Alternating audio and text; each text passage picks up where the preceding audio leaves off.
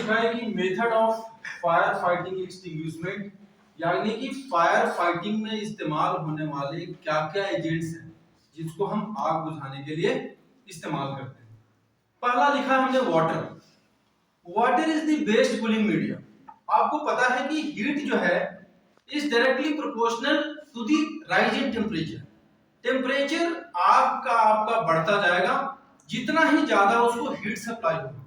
इसलिए fire fighting में हम कोशिश करते हैं कि हम तापमान को कम करें, हीट को कम करें।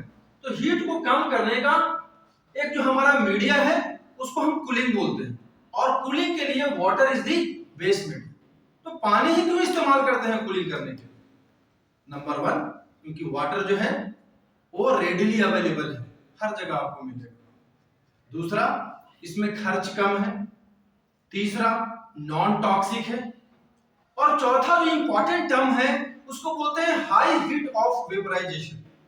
हाई हीट ऑफ वेपराइजेशन का मतलब होता है, आपको पता है, जब भी हम पानी गर्म करते हैं तो धीरे धीरे पानी का टेम्परेचर बढ़ता जाता है, यानी 100 डिग्री सेंटीग्रेड पे पहुंचेगा तो आप बोलते हैं इसका बॉइलिंग पॉइंट।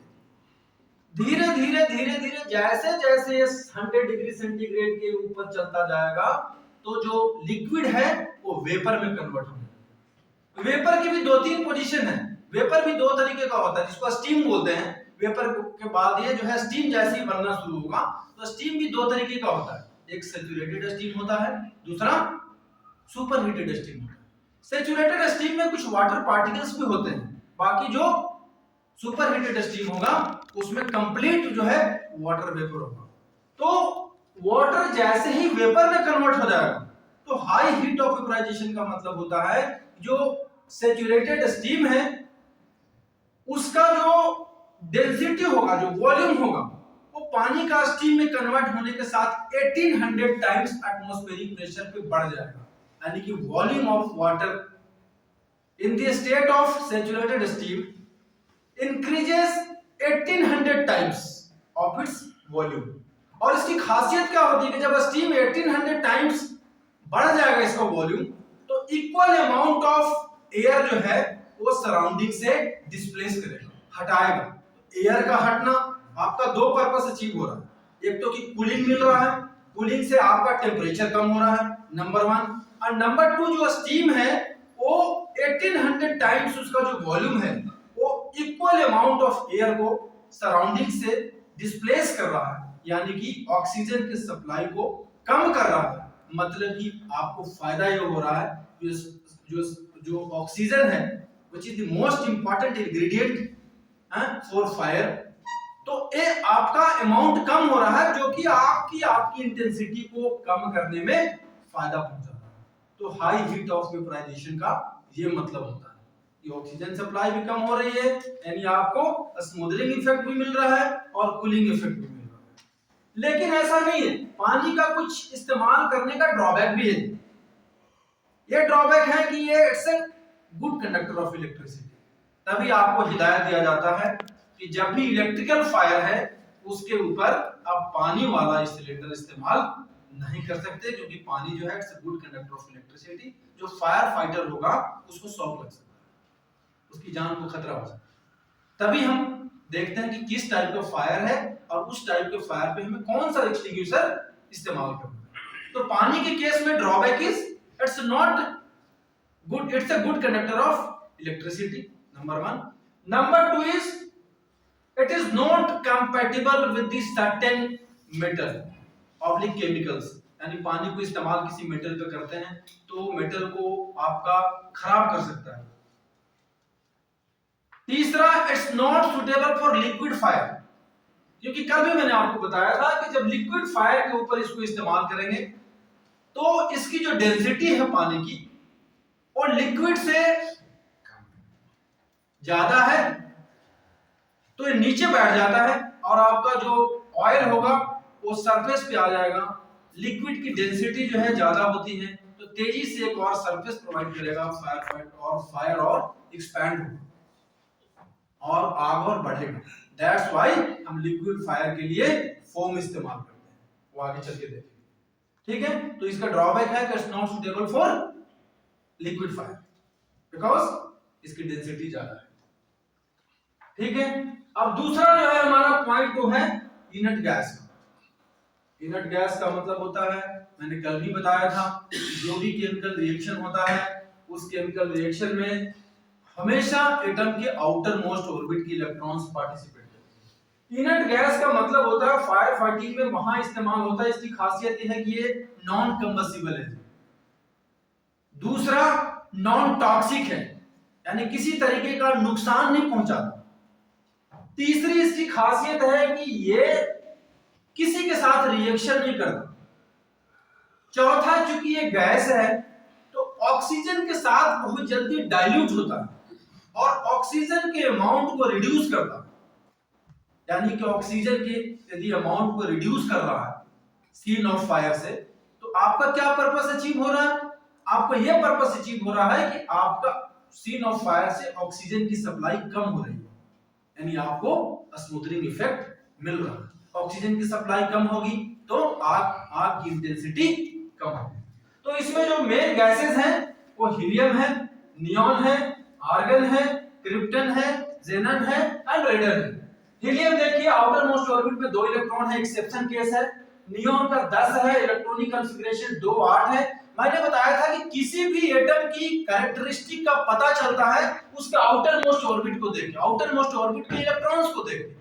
जिसके आउटर मोस्ट ऑर्बिट में 8 इलेक्ट्रॉन है वो बिल्कुल केमिकली बिल्कुल स्टेबल होते हैं, वो किसी के साथ रिएक्शन नहीं करते। इसलिए क्योंकि 8 8 8 सबके बाहरी एक्सेप्ट हीलियम, बाकी सबके आउटर मोस्ट ऑर्बिट में 8, यानी कि ये बिल्कुल केमिकली स्टेबल है। नोबल गैस कॉन्फ़िगरेशन जिसको बोलते हैं, यानी कि इनर्ट गैस का इस्तेमाल फायर फाइटिंग में इस पर्पस के साथ होता है कि ऑक्सीजन के साथ डाइल्यूट होता है, ऑक्सीजन के अमाउंट को, क्वांटिटी को कम करता है। और ऑक्सीजन के अमाउंट कम करना मतलब आपका ऑक्सीडाइजर का कम होना। मैंने कल भी बताया था कि amount of oxygen which is required for combustion is 16% in normal case, which is termed as limiting oxygen concentrate (LOC). But in case of hydrocarbon, the amount of oxygen which is required for combustion is just 12%. That's why we have to be cautious कि जहां भी hydrocarbon होगा तो hydrocarbon के case में combustion जो है बहुत ही तेजी के साथ होगा और जो हीट का डिसिपेशन होगा, हीट का जो वो होगा, अमाउंट होगा, वो नॉर्मल केस से बहुत ज्यादा होगा। हाइड्रोकार्बन की ऐसे ही केमिकल कैरेक्टरिस्टिक होती है, तो हमें सतर्क रहना है। एलपीजी सिलेंडर के बारे में बताया था आपको, सिलेंडर में बहुत जल्दी आग लगता है बिकॉज इसका जो कैरेक्टरिस्टिक है उसमें है कि कम अमाउंट ऑफ ऑक्सीजन में जल जाता है और बहुत जल्दी जलता है। ठीक है, और जलने के बाद it dissipates large amount of, और हीट का डिसिपेशन जितना ज्यादा होगा आग की इंटेंसिटी उतनी ही ज्यादा बढ़ेगी। लेकिन इनर्ट गैस का इस्तेमाल फायर फाइटिंग में कम होता है क्योंकि थोड़ा सा महंगा है, इसलिए इसके बदले में हम कार्बन डाइऑक्साइड इस्तेमाल करते हैं। कार्बन डाइऑक्साइड जो है वो भी एक मीडिया है फायर फाइटिंग का। कार्बन डाइऑक्साइड की खासियत होती है कि it's heavier than air, air से भारी है। तो क्या होगा, नीचे के लेवल पे ज्यादा इसका होगा, तो नीचे के लेवल पे ज्यादा होगा तो क्या होगा, एक कवर देगा आपको सीन ऑफ फायर को, जिससे कि आपका एक स्मूथनिंग इफेक्ट मिलेगा। इनर्ट गैस का इस्तेमाल के बदले में हम CO2 का इस्तेमाल करते हैं। ठीक है, कलरलेस ऑर्डरलेस गैस है, केमिकल कैरेक्टरिस्टिक देखें तो, और ये CO2 हैवियर देन एयर है, यानी कि ये फायर फाइटिंग में इनर्ट गैस के कंपैरिजन में ज्यादा इस्तेमाल है। अगला है ड्राई केमिकल पाउडर। आपने देखा होगा ड्राई केमिकल पाउडर इस्तेमाल होता है डीसीपी एक्सटिंग्विशर में। जिस एक्सटिंग्विशर में हम इस्तेमाल करते हैं पाउडर, वो पाउडर क्या क्या चीजें हैं वो हमको जानना जरूरी है। जब हम इसका लाइव ऑपरेशन देखेंगे तो हमें पता चलेगा जो पाउडर बाहर निकलता है उसका क्या केमिकल कंपोजिशन है। तो पहला है सोडियम बाइकार्बोनेट। सोडियम बाइकार्बोनेट को हम बेकिंग सोडा के नाम से भी जानते हैं, NaHCO3। This is sodium bicarbonate. दूसरा सोडियम क्लोराइड, NaCl जिसको बोलते हैं, और ये हमारा कॉमन साल्ट भी है sodium chloride. Third one is the potassium bicarbonate, KHCO3। Next one is the potassium chloride, KCl, and fourth one is mono ammonium sulfate, NH4 NH2SO4 का whole 3 H2PO4 and next is urea plus potassium bicarbonate. और एक next होता है जिसको बोलते हैं silica stearate. इसका मतलब होता है कि फॉर बेटर फ्लो हम इस पाउडर के साथ इसको भी ऐड करते हैं, क्योंकि एक्सटिंग्विशर को इस तरीके से बनाया जाता है कि ये इकोनॉमिकल हो और हमको मैक्सिमम आउटपुट मिले। मतलब जितना भी उसका अंदर का जो आइटम है वो मैक्सिमम आइटम बाहर आना चाहिए।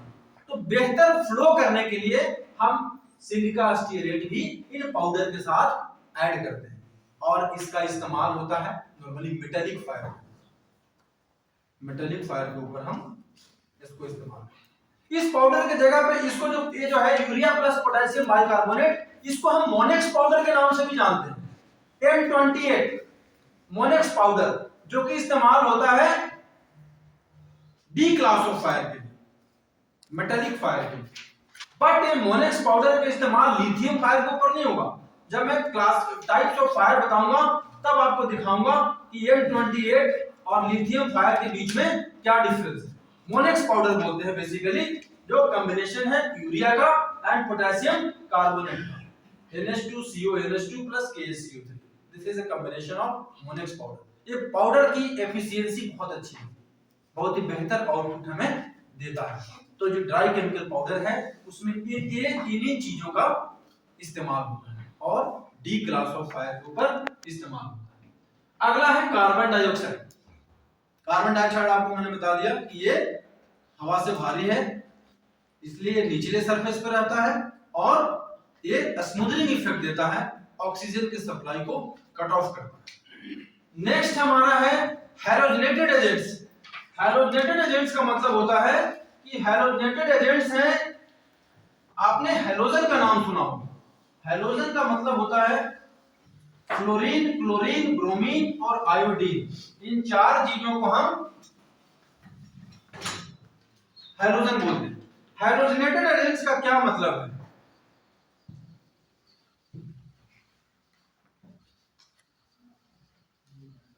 हैलोजनेटेड एजेंट्स ये जो है, आपने मीथेन गैस का नाम सुना होगा और एथिलीन गैस का नाम सुना होगा। Halogenated agents are the derivatives of the methane and ethane gas। मतलब कि जो नंबर ऑफ हाइड्रोजन एटम्स हैं they are being replaced by the halogen atoms, that is fluorine, chlorine, bromine और आयोडीन। यानी यहां से एक हाइड्रोजन निकलेगा, इसके बदले में एग्जांपल आपको दिखा रहा हूं कौन कौन सा हो सकता है। ये होता है CH3Br। देखिए एक हाइड्रोजन निकल गया, इसकी जगह पे ब्रोमीन आ गया, इसको बोलते हैं हैलोजनेटेड एजेंट्स। इसको बोलते हैं ब्रोमोमीथेन। इसका इस्तेमाल भी होता है फायर फाइटिंग में। ब्रोमोमीथेन CF2Br2 इसको बोलते हैं ब्रोमोक्लोरोमीथेन CF2Br2।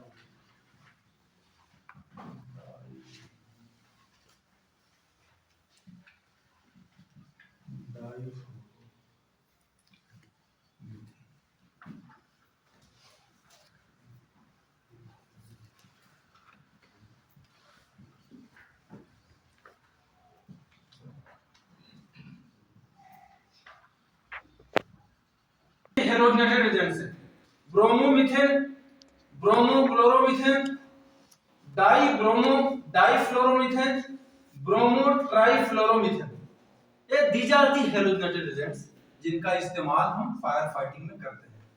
लेकिन आपको बता दूं कि they are responsible for depletion of the stratospheric ozonosphere का नाम आपने सुना होगा। यानी कि ओजोन लेयर का डिप्लेशन के लिए ये जो हैलोजनेटेड एजेंट्स हैं they are the responsible agents. That's why एक आपने क्लाइमेट समिट का प्रोटोकॉल सुना होगा, मॉन्ट्रियल प्रोटोकॉल। एक क्योटो प्रोटोकॉल का नाम आपने सुना होगा। ये वर्ल्ड लेवल पे क्लाइमेट समिट है जिसमें कि जो भी कंट्री इसको साइन करता है वो उसके लिए रिस्पॉन्सिबल हो जाता है कि वैसी चीजों का एमिशन नहीं करेंगे या उस पर रोक लगाएंगे जिससे कि ओजोन लेयर को हानि पहुंचती है, नुकसान पहुंचता है। तो हैलोजेनेटेड एजेंट्स हैं, पहले फायर फाइटिंग में इस्तेमाल हो रहे थे, बट ये मॉन्ट्रियल प्रोटोकॉल में के बाद जो बैन हुए उसके बाद से ये अभी तक बैन है, मतलब इनका इस्तेमाल नहीं होता है। यानी कि हमें ऐसी चीजों का इस्तेमाल नहीं करना है जो क्लाइमेट को नुकसान पहुंचाते हैं, जिसका बड़ा इफेक्ट हो। तो हैलोजेनेटेड एजेंट्स जो हैं ये भी फायर फाइटिंग में अभी इन्होंने बैन किया हुआ है एज पर दी मॉन्ट्रियल प्रोटोकॉल। आपने क्योटो प्रोटोकॉल का नाम सुना होगा, रिसेंट में भी अभी प्राइम मिनिस्टर गए थे क्लाइमेट समिट में,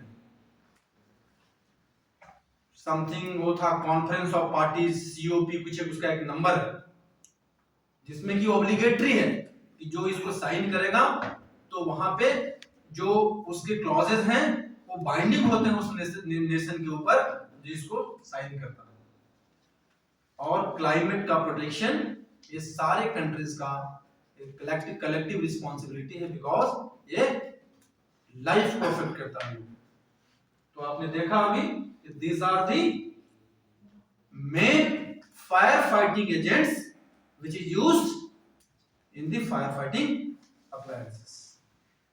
ठीक है।